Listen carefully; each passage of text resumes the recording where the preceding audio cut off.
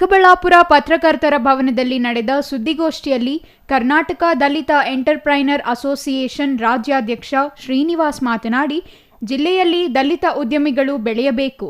ಆ ಮೂಲಕ ಆರ್ಥಿಕ ಸಬಲೀಕರಣದ ಜೊತೆಗೆ ದಲಿತರಿಗೆ ಉದ್ಯೋಗಾವಕಾಶ ಕಲ್ಪಿಸಿದಂತಾಗುತ್ತದೆ. ಅದಕ್ಕಾಗಿ ಸರ್ಕಾರವು ಬೆಂಬಲ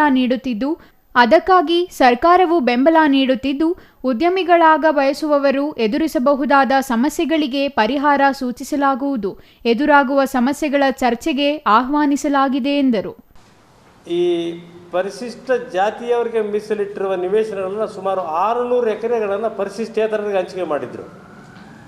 ನಾವು ಬೊಮ್ಮಾಯಿ ಅವರ ಮುಖ್ಯಮಂತ್ರಿ ಆಗಿದ್ದಾಗ ಸಭೆ ಮಾಡಿ ಬೆಂಗಳೂರಿನಲ್ಲಿ ಇದು ನಮಗೆ ಎಷ್ಟು ಪರ್ಸೆಂಟೇಜ್ ಬರಬೇಕಾಗಿತ್ತು ಅದನ್ನು ಅನ್ಯಾಯ ಮಾಡಿ ಬೇರೆಯವರು ಕೊಟ್ಟಿದ್ದೀರಿ, ಇದನ್ನು ಸರಿದೂಗಿಸಿ ಅಂತ ನಾವು ಮನವಿ ಮಾಡಿದಾಗ ಬೊಮ್ಮಾಯಿ ಅವರೊಂದು ಕಮಿಟಿ ಮಾಡಿ ಶಾರ್ಟ್ ಫಾಲನ್ನು ಅಕ್ಕಪಕ್ಕದ ಕೈಗಾರಿಕಾ ಪ್ರದೇಶಗಳಲ್ಲಿ ಸರಿದೂಗಿಸಬೇಕು ಅನ್ನೋ ಆದೇಶ ಕೊಟ್ಟ ಮೇಲೆ ಈಗ ಸುಮಾರು ಒಂದು 250 ಎಕರೆಗಳನ್ನು ಹೆಚ್ಚುವರಿಯಾಗಿ ದಲಿತರಿಗೆ ಆ ಶಾರ್ಟ್ ಫಾಲನ್ನು ಕಾಂಪನ್ಸೇಟ್ ಮಾಡೋಕ್ಕೆ ಡಿಸಿಷನ್ ತೊಗೊಂಡಿದ್ದಾರೆ. ಅಂದರೆ ಬ್ಯಾಂಗ್ಳೂರು ಸುತ್ತಮುತ್ತ KDB ಅಲಾಟ್ಮೆಂಟ್ ರೇಟೇ 6 ಕೋಟಿ ಇದೆ.